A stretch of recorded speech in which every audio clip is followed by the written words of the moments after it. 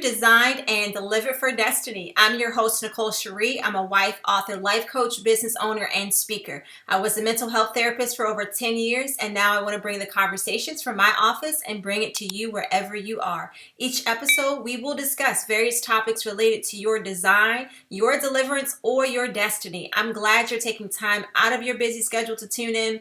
Let's jump on in. This week, I would love for us to talk about one of the big C's that has affected all of our lives, some more than others. It's one of the things that is so deeply ingrained into our culture and our society that it's just so hard to escape it. It's hard to put boundaries around it. It's difficult.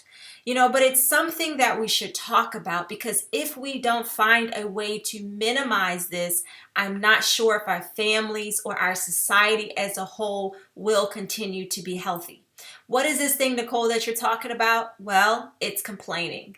Yes, that one thing that everyone does, but everyone hates.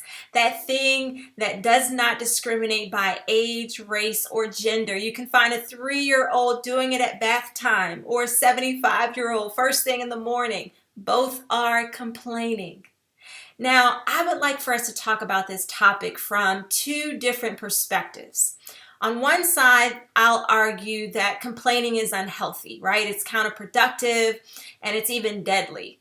On the other hand, I'm going to present another perspective which says that complaining can actually be healthy and very much necessary for survival.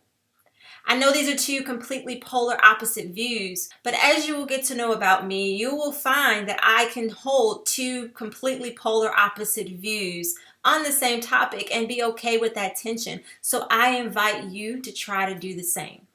Now, what I'm ultimately hoping for is that as we discuss the two sides, you will take some time to evaluate your relationship with complaining to determine if it's something that's benefiting you or if it's more destructive. How does complaining function in your life? Because the fact of the matter is we are all impacted in some way by this act. Perhaps you are a complainer yourself, or perhaps you're surrounded by them. Perhaps complaining is just a big part of how people communicate in your culture, whereby it's expected and it's normal to point out the negative things that are happening in the world as you sit around the dinner table. So we aren't here to judge anyone's culture or their relationship with complaining, but again, the ultimate goal is that you will take a minute or two to evaluate your own relationship with complaining. So let's first define it. Let's define what complaining means according to Webster. So according to Webster, complaining is the expression of dissatisfaction or annoyance about something, which, to be honest, is much of a simpler definition than what I thought the definition was going to be. I thought it was going to say something along the lines of transferring one's negative emotions and feelings onto another through venting or constantly speaking about negative things, only focusing on the negative. So much to my surprise, Webster kept it simple, which is partially why I think we have to consider that there may be some pros and cons to complaining. Shall we start with the cons? Okay, so let me say that I think it's normal to be dissatisfied or annoyed. As we are going through this life journey, that's inevitable, right? So you're going about your day and out of nowhere, someone just kind of rubs you the wrong way and then they trigger you and, it just throws you off. So now there's this internal dissonance within you, and for you to feel better, you decide, let me share this with someone, aka complain about the situation to another person. It's not complaining if you keep it to yourself, but most people want to go out and tell someone what they're going through, what they're experiencing, what's frustrating them. Now, I did say it's not complaining if you keep it to yourself, right? But let me point out that complaints are not always verbal. There are some nonverbal and passive aggressive ways to make complaints, but we're going to talk about that shortly. So let's start by just looking at the 3 cons to complaining. The first one that I would love for us to discuss is that there is an exchange that occurs when you complain to someone. So you may not have realized this, but there is a transfer that happens whenever you speak, meaning that the words that you're saying are being deposited into that individual. When you're complaining, you are handing off the negative energy that you felt to the person you're complaining to, which you get to now receive some relief because it's no longer in you. And of course, this only applies if that person is actually listening to you. And it's even worse if they've opened up their heart and given you their undivided attention, because they're unequivocally receiving everything you are transferring to them. Now, there are levels to this. So let's say you're the person who people come to complain to. You know, on the extreme level is where someone is constantly coming to you to make complaints. And because you're a good listener, or you just may not have anything else to do, you sit there and receive what they're giving to you. And so if I can put it this way, you have become their dumpster. And why? What do we put in the trash? The things that we don't want, the things that we don't like, you know, things that we're kind of done with and we want to get rid of. And so when you are either receiving or constantly complaining to others, that is what is happening. You are either the one dumping onto someone or you're the one being dumped on. And naturally, when that happens, the person who dumped everything feels relief, and the person who was dumped on feels weighed down. It's because there was a transfer that just happened. This is true in every conversation, but especially when complaining is involved. Now, if you're analytical like me, you're probably thinking, so, what are my friends and family for if we can't vent? And you also may be thinking, isn't that what happens in therapy, which is a good thing to do? All great questions. So the answer to number 1, yes, friends and family can be useful when you need space to talk to someone or to process your feelings. The difference is, are you just dumping and moving on, or are you processing your thoughts and feelings with them? Because there is a difference. Dumping is usually one-sided, solely focused on the negative, associated with mostly negative energy. Whereas processing is more of a balanced conversation that demonstrates both logic and emotion. They are both being factored in during your conversation, not just emotion.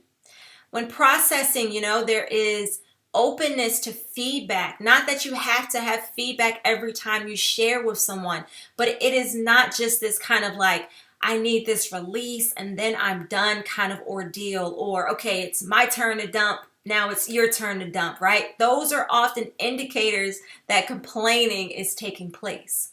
And to answer your second question, yes, this is definitely one of the purposes of going to therapy. It's for you to have a safe place to dump and to release what has been on your mind. But with a therapist, however, they have trained many, many, many hours to know how to deal with the things that you're saying, how to not internalize what you're saying, and how to help you to go from a place of just dumping to processing.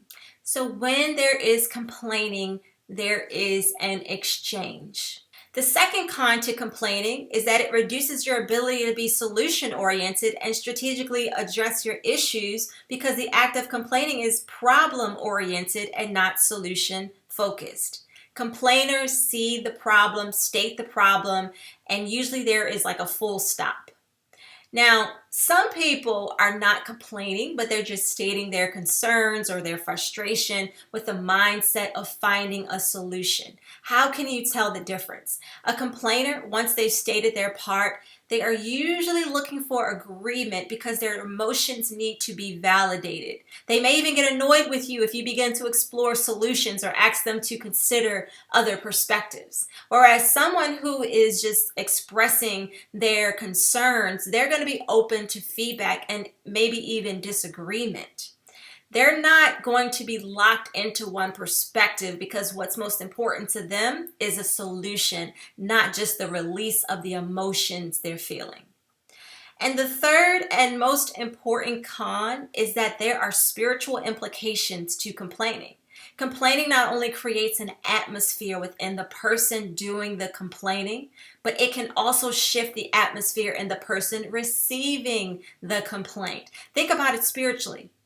Who or what do you think likes to be in an atmosphere of negativity? You know, negativity dries things up in a person's life because there is no solutions, which we know solutions bring life, they bring motion, they bring progress to a situation. So something actually dies within a person when there is an atmosphere of negativity. Another thing that happens is that the atmosphere within the complainer, it makes room for other related things to enter, such as bitterness and resentment, anger, jealousy, discontent. All of these things that you do not want, right? So always remember that complaining creates a door and an atmosphere within a person. So now your whole life is being impacted because complaining created this ripple effect. What was a small and inconsequential issue that was just, it wasn't handled well, has now become this general and ongoing sense of frustration and discontent and resentment that's causing you to now be caught in this cycle, this lifestyle of complaining. So are you a complainer? Now, I mentioned that complaining can be expressed in different ways, okay? So it can be expressed verbally, non-verbally, or passive-aggressively. Let's talk about it. Most communication we know is nonverbal, right? So it's most obvious someone's complaining when it's verbal, but facial expressions can also reflect how you feel. You know, in the case of facial expressions or body language, it's your energy that is being transferred. Now, if you're around people who are stronger than you spiritually, they won't be as impacted internally, but your mood can affect the atmosphere and the environment that they're in. You know, back in the day, they used to say, fix your face, you know, which you never really wanted to hear because you felt ignored or that you couldn't express yourself. But the truth is, you're not really expressing yourself in productive ways. Yes, your face does communicate, but is it leading to the problem being solved or just you making it obvious that you're not satisfied?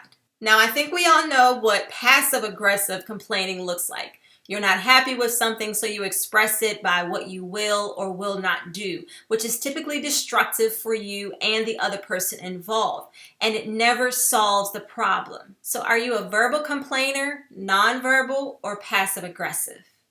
I know that I've been all three at some point in my life, you know, and we all just kind of have to ask ourselves that question. Are we going to continue? Real quick, I want to give you some things that will increase complaining in your life. If you are surrounded by these things, interacting with or doing these things, it will increase the likelihood of you becoming a complainer. So things such as inundating yourself with negative things, being around negative people, watching too much of the news, engaging in or being around gossip, which includes YouTube videos about celebrities. You know, things like falling into the comparison trap, having unrealistic expectations, delayed goals, being conflict avoidant.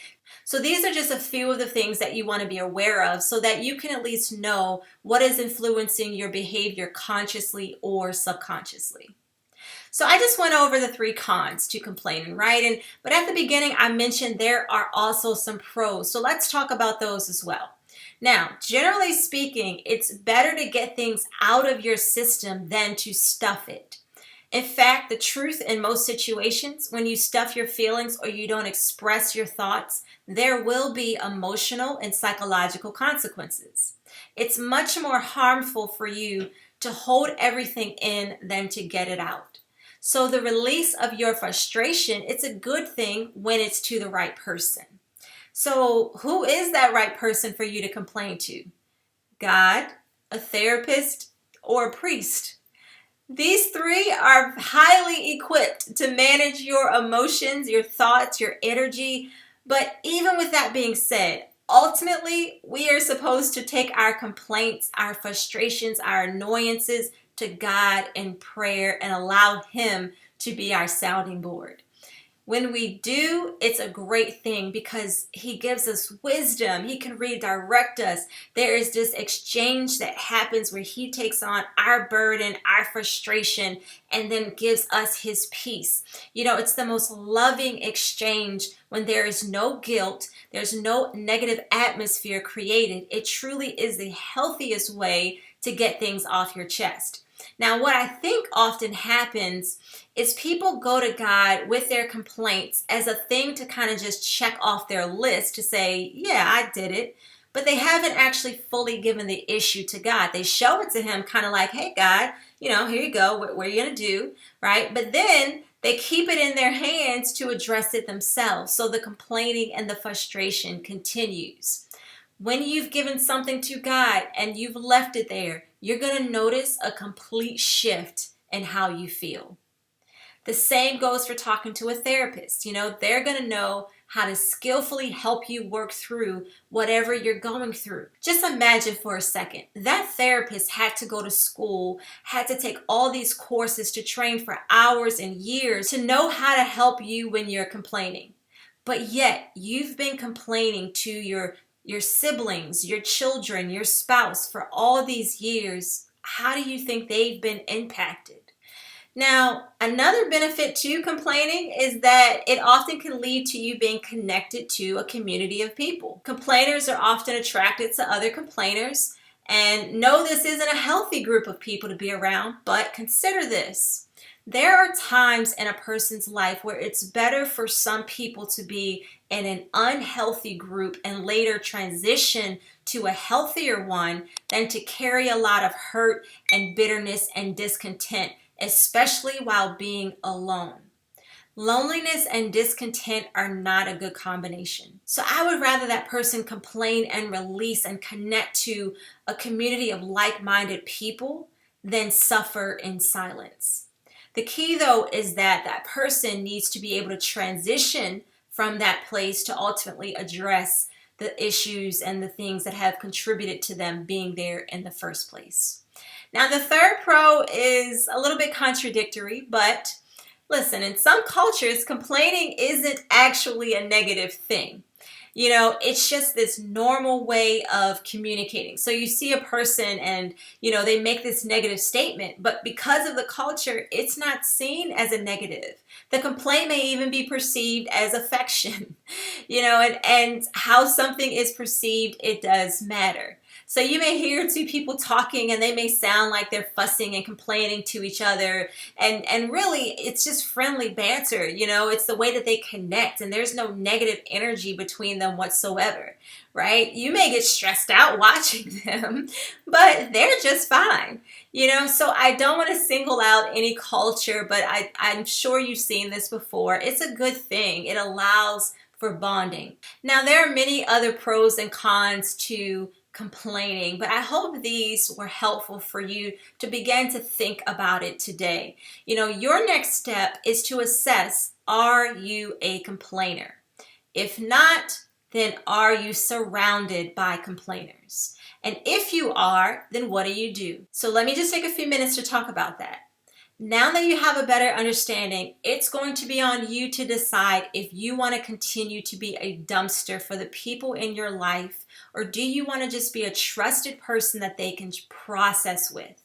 Now, how do you stop being a dumpster, right? What does that entail? Well, first you have to value yourself and the importance of maintaining a healthy atmosphere within and around you. You then have to redefine what it means to love and be there for other people, because your version of dumpster love is not true love. It doesn't benefit them to enable them to continue in unhealthy patterns. And lastly, you're going to need to be a B. No, not that kind of B that you're thinking of, but you're going to need to be a boundary setter. You can let people know before the issue even comes up that you're shifting and you want to eliminate complaining in your life, but you still want to be there for them to help them to process and focus on solutions. Let your siblings know, let your friends know, let your parents know, set those boundaries and stick to them.